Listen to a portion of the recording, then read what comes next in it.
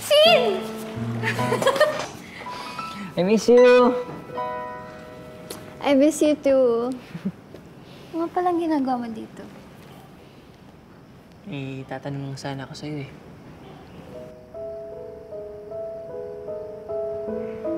Oo, Shin. Ha? Di ba tatanungin mo ako kung pwede mo ba akong maging girlfriend? Yes naman, oo.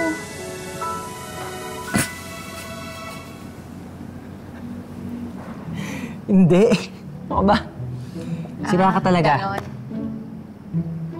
Tatanong ko lang sana kung mahal mo ba si Drake. Ano namang klaseng tanong yan, Shin? Wala lang.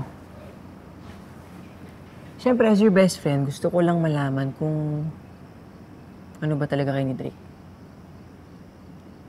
Kasi naging kayo dahil sa pakiusap ko, di ba? Curious lang ako kung mahal mo ba talaga siya. Bakit gusto mong malaman? Kung hindi mo siya mahal, gagawa ko ng paraan paghiwalayin kayo.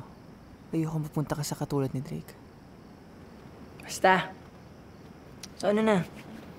Ano ba talaga si Drake sa'yo? Bakit niya ba ito tinatanong sa akin? Naninigurado lang ba siya na wala ng pag-asa si Kay kay Drake? Dahil kami na talaga? Boyfriend ko nga eh. Ano ka ba naman, Shin?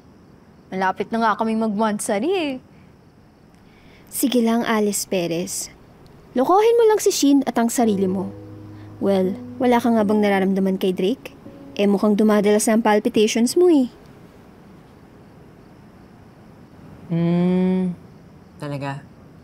Oo nga, best friend.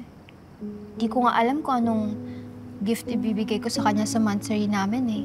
Baka may idea ka, best friend.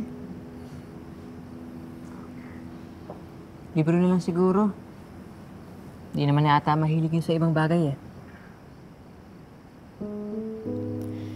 Ay, kung kami lang sana. Hindi siya ang binibigyan ko ng regalo. Pero last mo na to, Alice. After nito, magmo-move on na ako kay Loves. At bakit naman ako magmo-move on? Hindi naman naging kami eh. Ah, sige. Thanks, Shin. Ano ba yan? Muna na ako ha.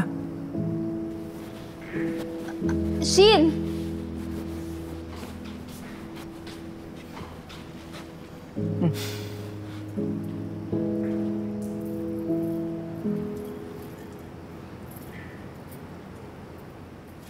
Ano to? Oh, Fredo? Hindi ko na kailangan. Tinuturuan ako ni Drake magbasa ng analog. Salamat. Okay. Good. Muna na ako.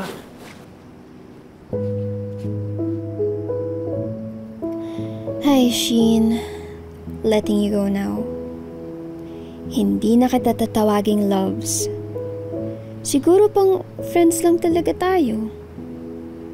Makakahanap din ako ng mamahalin ko someday.